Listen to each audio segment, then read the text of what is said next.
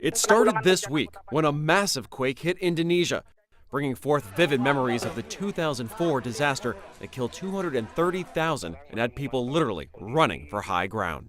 This earthquake was very scary when we first saw it. But it was a different kind of quake, one which surprised the experts, one which fortunately did not trigger a large tsunami.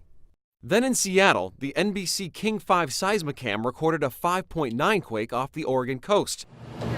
About the same time, a 6.5 was hitting Mexico.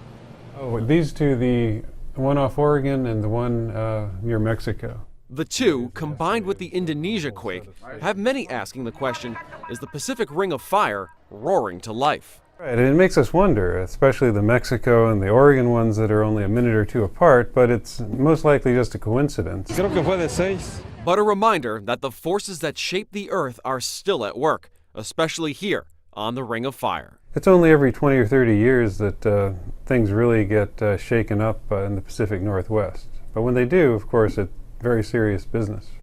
I'm Eric Fisher, The Weather Channel. Both the Mexican and the Oregon one are places that we regularly have a lot of earthquakes. Those are plate boundaries. So one question is, do we think that the first one made the second and third one happen? If you look around the world, you can see when you have a big earthquake, you have more earthquakes nearby. They're usually called aftershocks.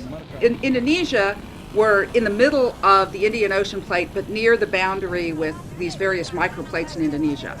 Oregon is on the boundary between the Juan de Fuca plate and the Pacific. There are two triggered earthquakes that happened in California, 2.6, that happened as the surface waves from Indonesia were traveling through here. We can see it on our records. You can't feel it because by the time you get this far away, halfway around the world from those earthquakes, all that's left is really long period shaking that like takes 10 seconds to come up and 10 seconds to go down.